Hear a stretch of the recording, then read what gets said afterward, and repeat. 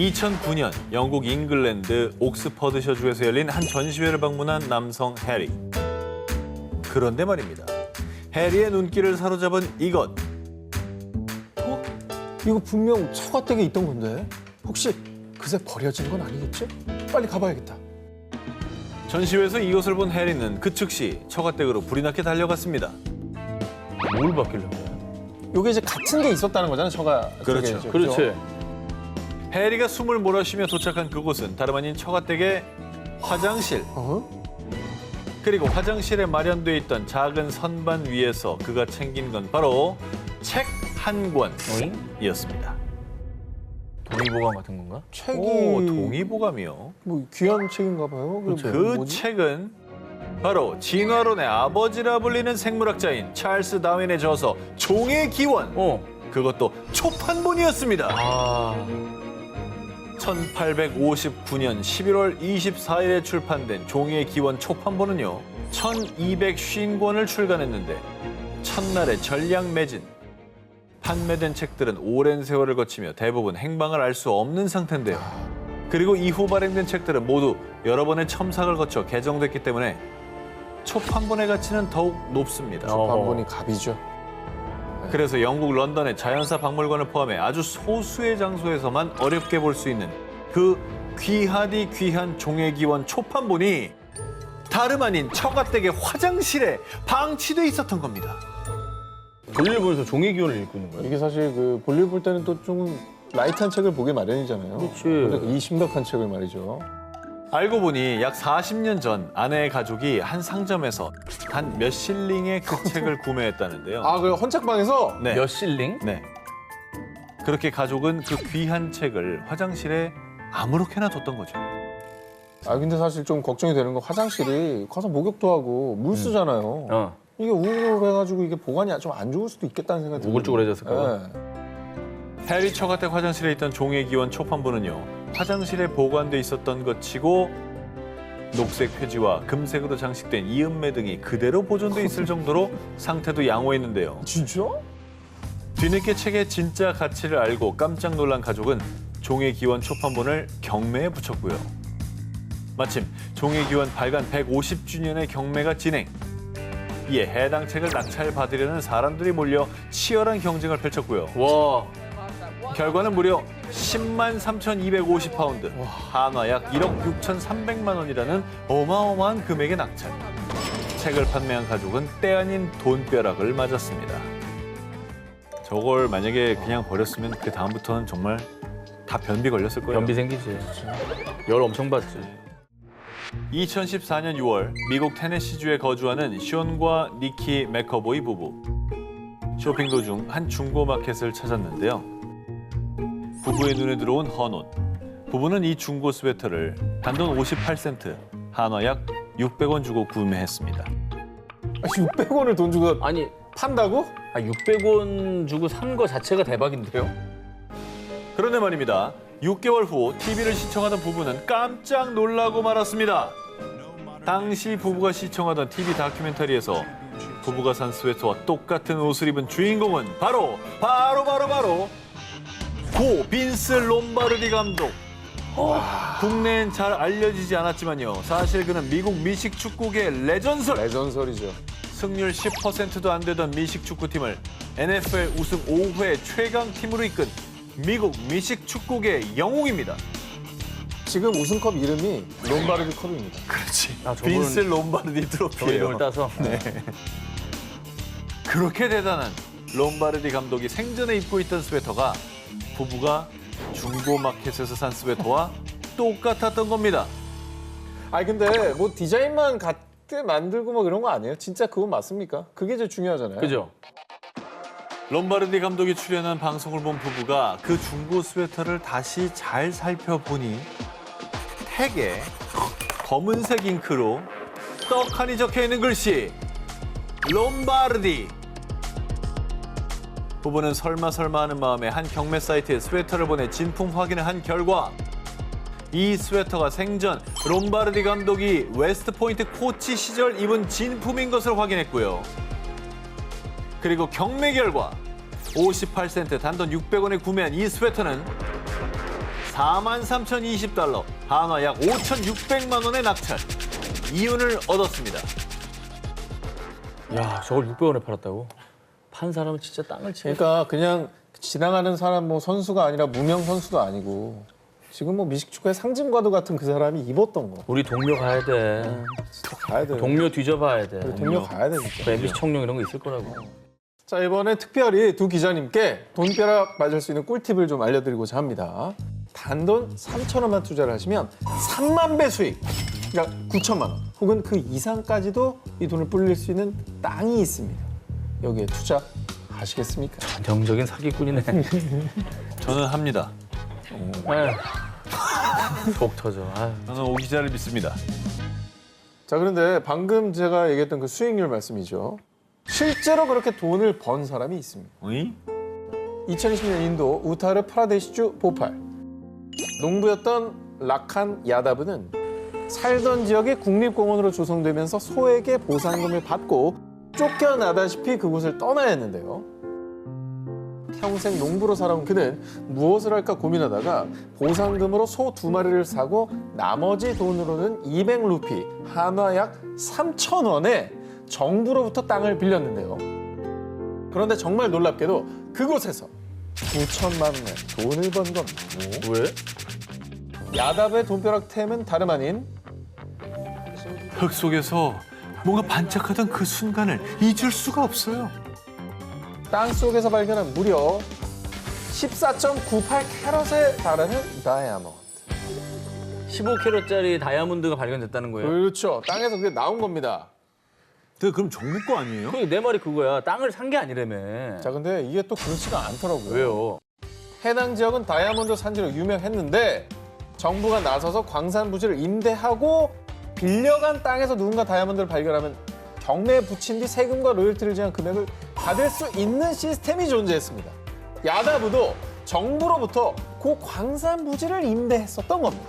그러니까 이 사람은 어떻게 보면 터전에서 쫓겨나가지고 다른 일을 해볼까 했던 게 인생의 터닝 포인트가 된 그러니까 거네요. 국립공원으로 수용이 된 게 저 사람이 대박의 원인이죠. 그러니까.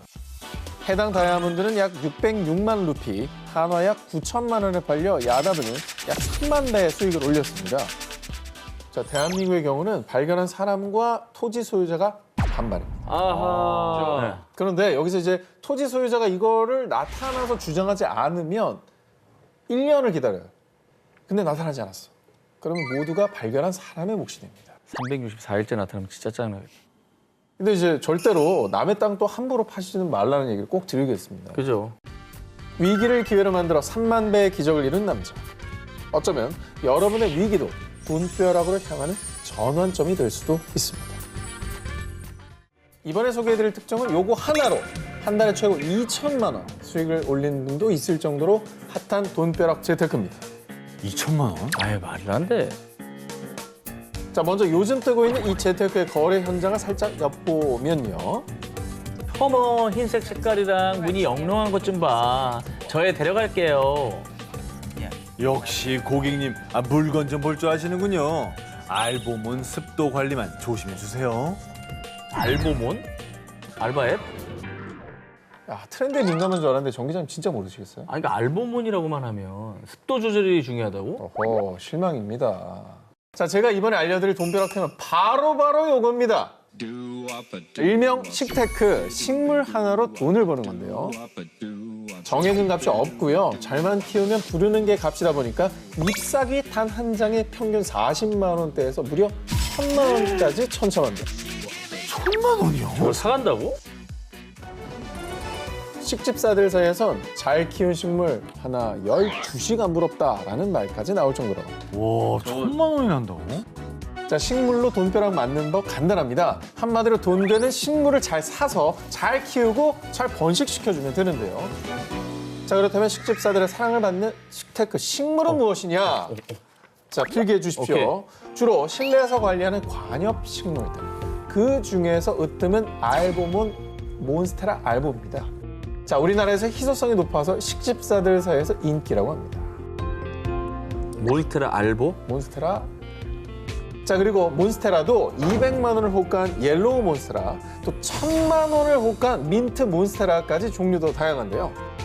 입모양이 독특하고 또 희귀한 무늬를 가질수록 가치가 높아진다고 합니다. 이외에도 안스리움, 필로덴드론, 알로카시아 등도 식테크용 식물로 인기라고 합니다. 이게 워낙 어렵기 때문에 함부로 도전에 좀 추천드리기 좀 그런 거 이거 같아요. 진짜 근데 성실하게. 반대로 말하면 그게 어렵기 때문에 그걸 키우는 사람들은 자부심이 있겠군요. 그래서 가치가 생기는 거죠. 자, 게다가 잎이 계속 또 나는 게 아니다 보니 괜히 함부로 비싼 식물 구매했다가 제대로 키우지 못하면 이거 어떻게 되겠습니까? 투자는 다 날리겠죠. 그리고 화학약품 등으로 잎을 탈색해 파는 위조 사례도 있다고 합니다. 아하. 자, 그러니까요. 모든 투자가 그렇듯이 식테크도요. 마찬가지로 공부는 정말로 필수입니다. 잘 키운 식물도 돈이 되는 세상. 오늘부터 먼저 식물과 친해져 볼까요? 2020년 12월 영국 브리스톨시의 한 주택가.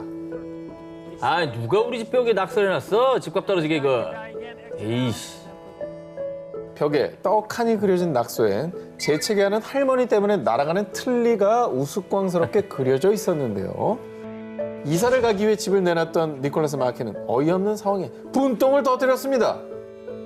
무스키아님, 이 낙서 어떻게 판단하시겠습니까? 이거는 단순 벽화가 아닙니다. 이거는 엄청난 가치를 인정을 해줘야 됩니다. 예, 얼마나 위트 넘치고 전 보자마자 웃음이 터져 나왔거든요. 저거는 내가 봤을 때는 저 작가를 수소문해가지고 같이 콜라보를 해야 됩니다. 어허. 예, 더 그려달라. 그런데 이 집 저에게 파시죠? 돈 얼마면 될까요? 아니에요. 저에게 파세요. 시세보다 더 드리겠습니다. 여봐. 오히려 이 낙서 때문에 대박! 그렇지. 돈벼락을 맞기 직전이 됐는데요. 자, 이게 어떻게 된 일이냐? 마키네 집 벽에 낙서가 된 지 얼마 후 한 예술가가 SNS에 자기 작품이라며 이 벽화 사진을 공개한 겁니다. 그 예술가의 놀라운 정체, 요즘은 엄청나게 유명해졌죠. 사회풍자와 파격의 아이콘, 일명 얼굴 없는 예술가로 유명한 뱅크시. 와. 아니나 다를까. 뱅크시를 이제 알아보셨네요. 네, 정말 알아보지 않습니다. 와. 작가는 작가끼리 통하는 게 있다고. 이게 더 얄미워. 예. 작가는 작가끼리 통한다고요? 예. 뱅크시 기절할 소리네요. 사실 벽에 그려진 건 누군가의 낙서가 아니었습니다. 그야말로 세계적인 아티스트 뱅크시의 새로운 작품이었던 겁니다. 이 사실이 알려지자 사람들이 이 주택 앞에 구름대처럼 몰려들었고요. 서로 팔아달라며 아우성쳤죠. 덕분에 하나 4억 3천만 원 정도의 가치였던 마킨의 집값은 무려 16배가 상승한 72억 원으로 껑충 뛰었습니다. 어디 드려 어떻게? 집에 벽 있죠? 아, 무스키야? 무슨 그럼. 아, 추동합니까? 자, 이 세상에 저명한 화가들이 처음에 개무시당했습니다. 오. 제가 지금 그 상황이고요. 네네. 그려드릴게. 오세요, 오세요. 아, 진짜로? 네. 스케줄 좀 체크해보고. 갑자기 또 그려달라고 그러니까 또 짜증이 확 나네. 오세요. 하지만 과도한 관심이 마켄에게 족쇄가 되었는지 마켄은 수십억의 돈벼락도 거절. 단지 작품이 잘 보존되길 바란다는 말과 함께 자료를 찾아 예정대로 이사를 떠났고요. 2021년 새 집주인은 벽화를 철거한 뒤 익명의 구매자에게 작품을 양도. 현재 뱅크시의 작품 아추는 NFT화되어 새로운 예술 형태로 태어났습니다. 야, 세상을 달리 보는 시각으로 많은 메시지를 줬던 뱅크시처럼 어쩌면 하찮게 보였던 것들이 우리에게 뜻밖의 대박을 안겨줄지도 모릅니다. 근데 이거는 그냥 뱅크시라 아름답게 마무리된 거지 무스키아 주의하셔야 됩니다. 아무 데서나 아무 그림 그리시면 절대로 안 됩니다. 오늘 그 CJ 사옥에 하나 그리고 가려고 그랬거든요. 큰일 날 뻔했네요. 어릴 적에 갔던 시골 할머니 집. 낡고 좁은 방이어도 따뜻한 밥상 앞에 가족들이 모여 앉아 이런저런 얘기하며 웃던 기분 좋은 추억이 서린 곳이겠죠.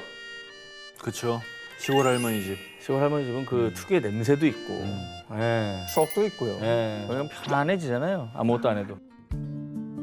베트남 하노이에 거주하는 남성 카오 또한에게도 그런 집이 있었습니다. 시골 마을 드엉럼에 위치한 외할머니 댁. 어린 시절부터 또한을 따스하게 맞아주시던 외할머니와의 추억이 가득한 곳인데요. 안타깝게도 외할머니가 돌아가신 뒤 빈집이 됐지만 또한은 차마 외할머니와의 추억이 깃든 그 집을 처분할 순 없었습니다. 그치.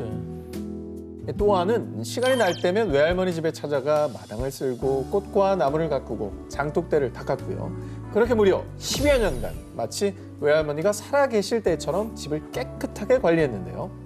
그런데 2006년 또한은 외할머니 집 덕분에 돈벼락을 맞게 됐습니다. 광에서 뭐 나왔어? 아닙니다. 어? 또한 외할머니 집 그 자체가 가치가 있었습니다. 와. 자, 알고 보니 외할머니 집은요, 두영남에서 가장 오래된 고택, 무려 500년이 넘는 역사를 지닌 집이었던 겁니다. 오. 또 한해 외할머니 집을 찾은 전문가들은요, 수백 년 된 집인데 보존 상태가 정말 좋네요. 역사적으로 연구 가치가 높은 집입니다. 아니 근데 지금 사진만 봐도 집 상태 되게 괜찮은데요? 새로 리노베이션한 것 같아. 네. 집의 외관이며 비를 피하기 위해 벽이 약간 기울어지도록 설계된 형태가 고대 베트남 북부 지역의 건축적 특징을 반영한다고 밝혔는데요. 500년 이상 된 제단, 또 정교한 조각이 새겨진 문 등 집안 곳곳이 문화재. 아오. 또 안에 외할머니 집의 가치가 무려 2,200억 동, 한화 107억 8천만 원에 달하는 것으로 평가했습니다. 건물값이다, 야. 우와. 베트남 시골이 100억이 넘는 집이 있다고? 진짜 시골집이. 이 정도면 할머니 거의 박물관에 사신 거 아니에요? 심지어 저기 저 마당에 간장 항아리 하나만 해도 100여 년이 넘는 역사를 가진 유물로 10억 동, 하나 4,900만 원에 달합니다. 이게 또 관리를 또 해준 덕에 또하니 그렇지. 또 돈벼락을 또 불러온 게 아닌가 하는 생각이 드네요.